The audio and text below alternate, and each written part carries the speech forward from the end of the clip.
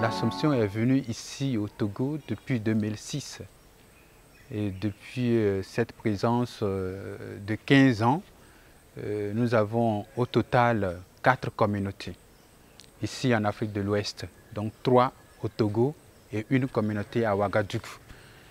Parmi les 3 communautés qui sont au Togo, nous avons 2 ici à Sokodé et une à Lomé. À Lomé, nous sommes dans le quartier de Onyomé, à Djidogomé Onyomé, entouré par plusieurs communautés et plusieurs paroisses. Quand on est arrivé, nous étions 3, le père Thomas à Kholu, le père Yves à Tidépé et moi. Mais depuis septembre dernier, le père Georges, le vicaire provincial pour l'Afrique de l'Ouest, et le frère Ignace, qui est diacre, nous ont rejoints. C'est avec les Comboniens que nous collaborons et ce que nous faisons concrètement, c'est les célébrations dominicales, aussi bien sur la grande paroisse que dans les stations secondaires. Il y a aussi les confessions, visite des malades. Nous accompagnons aussi des équipes Notre-Dame qui viennent tenir leurs réunions ici dans notre communauté.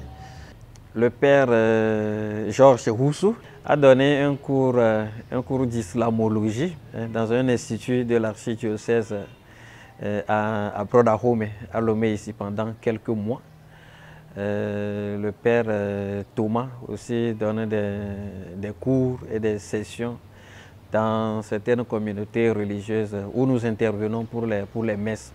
Le père Yves est le chargé des vocations. Pour le moment, c'est ce que nous faisons comme communauté assomptionniste à Lomé, sans oublier notre participation comme prêtre à la vie de l'archidiocèse de Lomé. Les 2 communautés de Sokodé, nous avons la communauté du postulat, qui constitue aussi la communauté de la paroisse, qui prend en charge la paroisse, et le noviciat. Nous avons plusieurs champs d'apostolat. Nous avons la paroisse, nous avons la formation, nous avons la radio, nous avons aussi le centre culturel.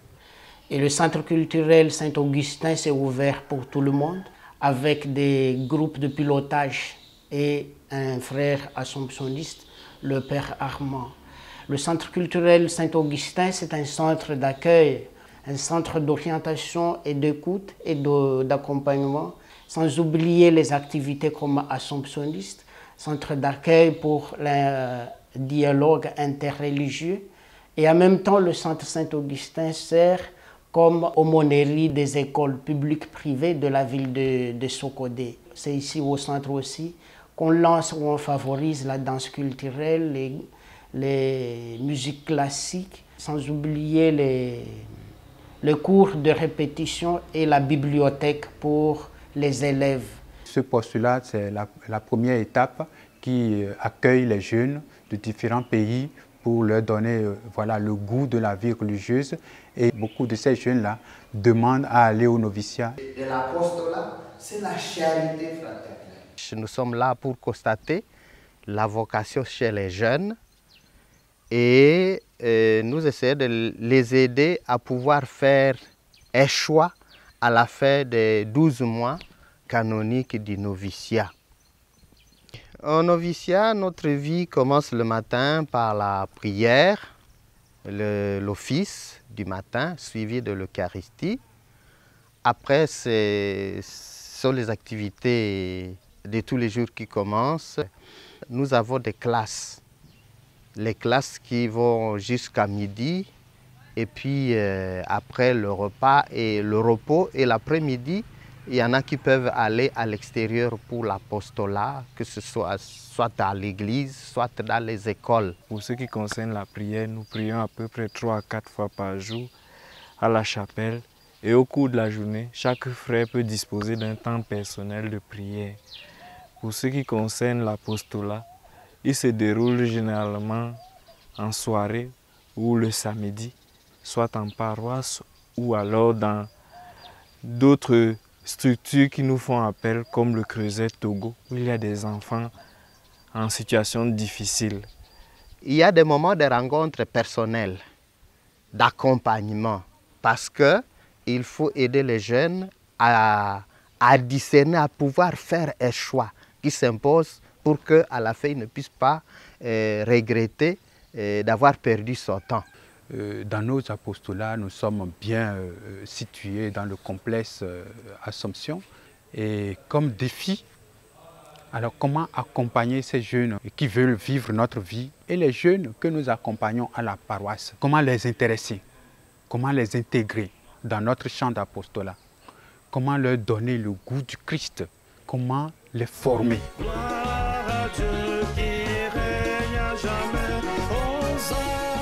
Je suis le père Nicolas Taral, supérieur de cette communauté internationale de formation de Ouagadougou.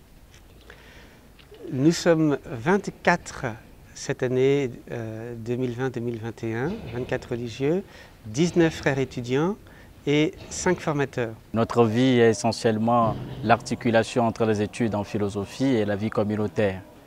Dans les formateurs, il y a notre économe. Il y en a un qui est engagé dans l'enseignement de philosophie.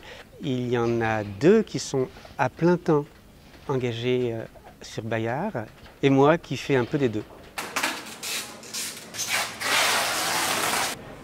J'assume actuellement la responsabilité de la coordination éditoriale du Missel Prions en Église Afrique, donc avec une ligne éditoriale bien précise, celle de permettre aux lecteurs africains de pouvoir entrer dans la compréhension de la parole de Dieu à partir de leurs propres imaginaires, de leurs propres symboles. Bref, c'est un travail d'inculturation qui m'intéresse beaucoup d'un point de vue théologique, on va dire, et liturgique. Et c'est un peu ce travail-là que j'essaie de faire, bien sûr, avec des équipes. Et donc actuellement, nous sommes 3, en tout cas, de religieux de l'Afrique de l'Ouest. Il y a donc, le père Nicolas Taral, qui est rédacteur en chef de Living with Christ, donc depuis le début. Et puis, entre-temps, il y a le père Jean-Claude qui a rejoint l'entreprise. On peut dire aussi qu'il y a le réseau des jeunes pour l'intégration africaine. Il y a certains frères qui y participent. Et il y a une antenne vivante sur le Burkina. On a des sessions d'anglais en ce moment. Il y a des frères qui ont des apostolats. Il y en a certains qui sont en stage à Bayard. Il y en a qui vont à l'hôpital, certains qui vont à l'aumônerie de la prison. Plusieurs, peut-être la majorité, font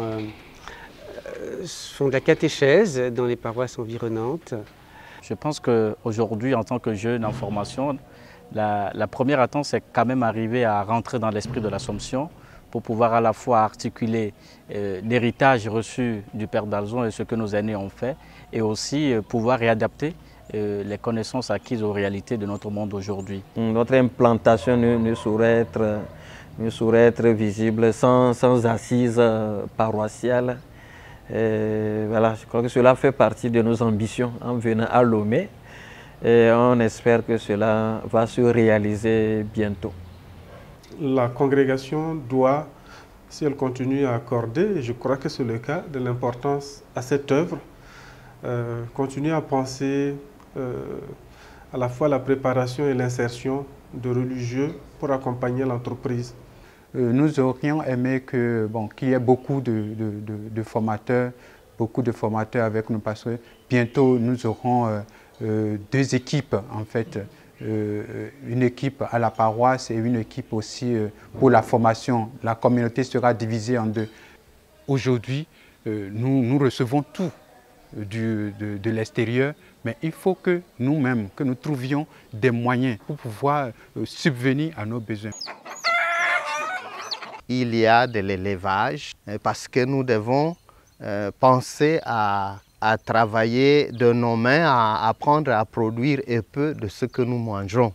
Nous pensons aller en Côte d'Ivoire bientôt et en plus, après la Côte d'Ivoire, nous pensons étendre aussi l'Assomption dans d'autres pays de l'Afrique de l'Ouest. Je t'avais choisi, Emmanuel Dalzon, pour étendre son règne comme le Christ. Et aujourd'hui, tu es dans sa gloire.